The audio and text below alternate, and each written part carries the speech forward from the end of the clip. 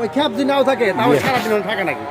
মূলত আসলে এই আজিজ পেশায় একজন বোট চালক। হ্যাঁ, নৌকা চালক।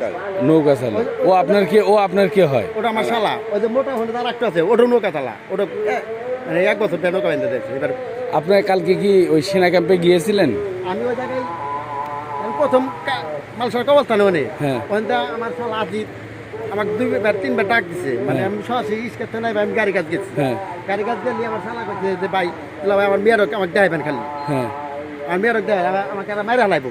হ্যাঁ বুঝলাম, তাহলে এই 2-3 বার কথা কইছে। যে কথা করার পরে ওখান থেকে আমি ছাত্র নাকি দূরে চাংটা আমাকে বলে ভাই ছাইটন হ্যাঁ ছাইটন হ্যাঁ তাতে অত্যন্ত বসা হচ্ছে। ওই গাড়ির মধ্যে 3-4টা সেনাবাহিনী বসে হ্যাঁ আর ও মাঝখানে বসা।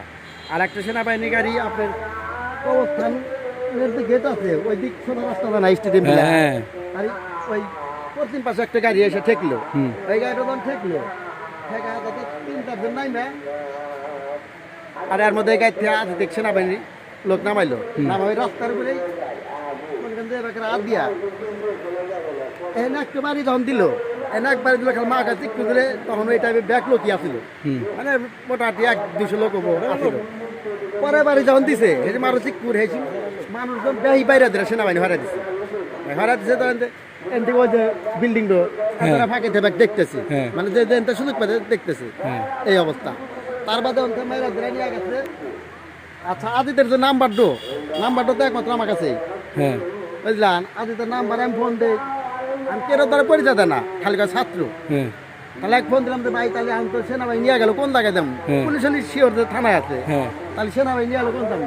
ভাই ডিগ্রি কলেজে যাম। হুম আচ্ছা ডিগ্রি কলেজে গেলাম, আমি গেলাম, আমার বড় ভাই গেল, আর মানে আজিতের যে মারা আছে আর মাইজলা ভাই গেছে, মানে ওরই বড়। হ্যাঁ গেলাম যেতে যে থাকে তারা ঢুকতে দিল না, কোনো প্রকারে ঢুকতে দিল না। আচ্ছা আবার ফের বাইতেছি আবার ফের আদিতের বই গেছে, আদিতের মেয়ে আছে 1 বছরের 1-1.5 বছরের মেয়ে আছে, আমি আর আমার শ্বশুর গেছি। যা ওই জায়গায় গেটে যে থাকে হ্যাঁ গেলাম যে স্যাররা দেখা খালি দেখুন। আচ্ছা দেখা কোনো প্রকার দেখা মানে হে করলো বইছেন বড় অফিসার নাই, বড় অফিসার আইসু বাড়াইছে আসলি মানে আমার চুপে বললো যে আপনি গেলা দেখামুনি ওই আদিতে বই করলো যে দেখামুনি। আচ্ছা তাহলে এরই মধ্যে দূরে সেনাবাহিনী গাড়ি ঢুকলো আবার ফের মনে গেল যে আমার শ্বশুর আর আমার ওই হালার বই পাঠা দিলাম। মানে আমি ফাঁকে আসলাম চ্যাংরা মানুষ, হয়তো মানে কথাও তো রং তো কও জানা, তাহলে পাঠা দিলাম যে তাহলে যাও তোমার জামাই তোমার রিকোয়েস্টে ঢুকা দেও। আচ্ছা ওই যে কালো লোকটা যে চান্দা করে কালো। হ্যাঁ এইটা, আর ওই যার হাতে যেটা এখন পোশাক আইছে এই 2 লোক আইতে খুব খারাপ ব্যবহার করছে, কইতেছে যে এ তো মরে নাই, যা কাল দিন পাতে পাপিনি। বুঝলেন এই কথা কইলি তাহলে ব্যক্তি গেল 10-15 জন সেনাবাহিনী গেছিল ওই গেটের, মানে গেটের ভিতরে আমরা গেটের বাইরে আচ্ছা কথা বল। তাহলে এই কথা কওয়ার পর আবার ফের আমরা চলে এলাম। ফের আসলে ওই গেটে যে থাকে সেই লোকগুলো 5 মিনিট দেরি করে, নাচদের বই খুলে 5 মিনিট দেরি করে দেখানো সুযোগ পাইলা দেখামনি। তাহলে 5 মিনিট 10 মিনিট 20 মিনিট আধা ঘন্টা দা আবার ফের আমরা আগে গেলাম, আগে যাচ্ছে ও বই নিয়ে চলে যান গা।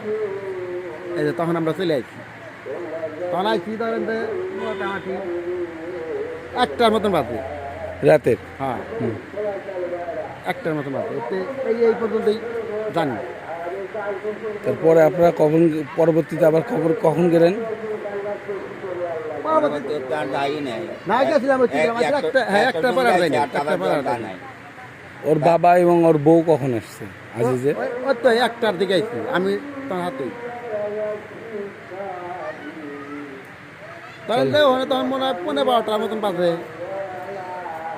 11:30 বা 11:15। এই যে কান্নাকাটি করতেছে সাদা শার্ট পরে, এটা কি আজিজের ভাই? হ্যাঁ ওটা আসিতে ভাই, ওটা নৌকা চালা, ওটা এই 1 বছর ধরে নৌকা বানিয়ে দিছি ওই জায়গাটা না।